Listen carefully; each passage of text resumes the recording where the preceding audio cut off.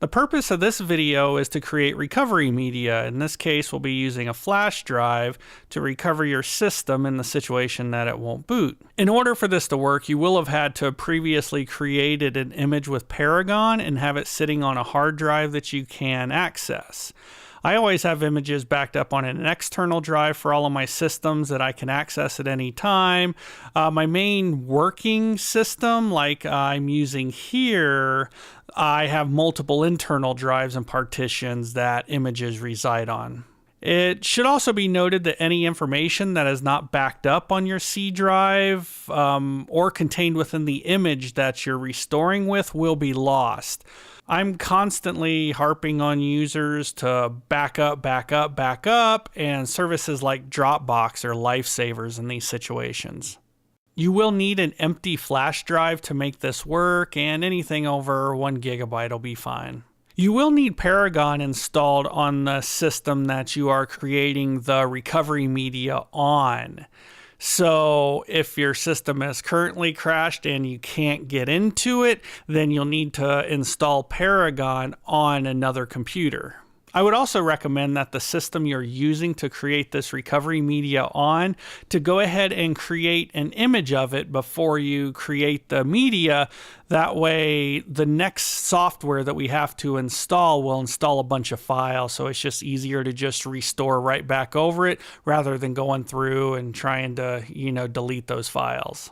So after you have Paragon installed, we will need to access what's called the Windows ADK. That will be installed on your computer and then onto the flash drive. There is a caveat that you'll need to know the version number of Windows. Now, this is not as big of a deal as it sounds, though. If your system is fairly up to date, you'll be using build 1607 of Windows 10, which is the most current as of this video, and it's been out for quite a while now.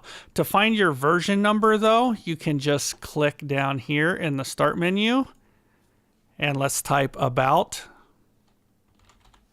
And it pops up, and then we can see right here version number 1607. As a side note, I obviously don't know what the future holds for Windows, when build numbers will change, that type of thing.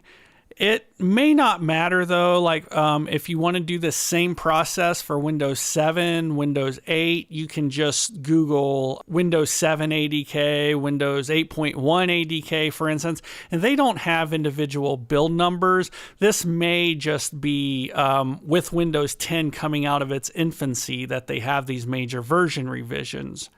So let's go ahead and search for the Windows 10 ADK. And just to simplify it, I'll also just hit right here, version 1607. And here we are. And right here, get Windows ADK for Windows 10 version 1607. And yes, I want to save it. So what we just downloaded here wasn't the actual Windows 10 ADK. It was just a link they give you to actually download the main file from their server. So let's go ahead and run it. And we got a couple options here to just, it'll download and install it automatically, or we can just download it. In this case, I'll just download it. No. Accept. And it will start downloading. It's about 4.5 gigs, so it'll take a little bit. Now the download has completed in your downloads folder.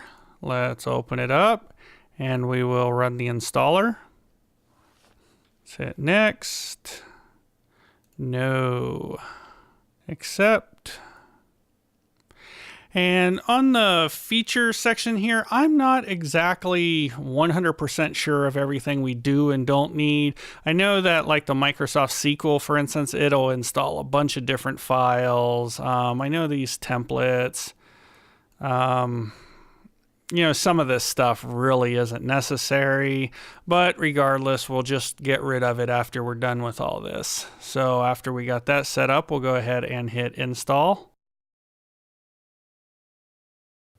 So now that we are done, let's go ahead and close this. And now it is time to launch into Paragon to create the recovery media. At this point, you should have the flash drive plugged in that you're going to use. And first we want to tick use ADK. And we can just leave that there, Microsoft Windows pre-installation environment.